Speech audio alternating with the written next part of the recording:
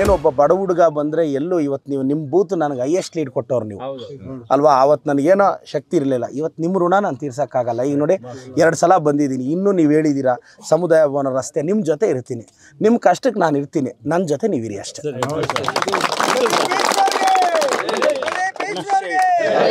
ನಿಮಗೆಲ್ಲ ಒಳ್ಳೇದಾಗಬೇಕು. ನಾವೆಲ್ಲ ಅಣ್ಣ ತಮ್ಮಂದ್ರ ಥರ ಅಲ್ವಾ, ನಾವೆಲ್ಲ ಅಣ್ಣ ತಮ್ಮಂದ್ರ ಥರ. ಈಗ ನೋಡಿ ನನಗೆ ಭಾಳ ಖುಷಿಯಾಗಿದ್ದೇನು ಅಂದರೆ ನೋಡಿ, ನಮ್ಮ ಧರ್ಮದ ಪೂಜೆಯನ್ನು ನೀವು ಪ್ರೀತಿಯಿಂದ ಮಾಡಿದ್ರಿ, ನಿಮ್ಮ ಧರ್ಮದ ಪೂಜೆಯನ್ನು ನಾನು ಪ್ರೀತಿಯಿಂದ ಮಾಡಿದೆ. ಸಮಾಜದಲ್ಲಿ ಬದುಕಕ್ಕೆ ಇಷ್ಟೇ ಬೇಕಾಗಿರೋದು.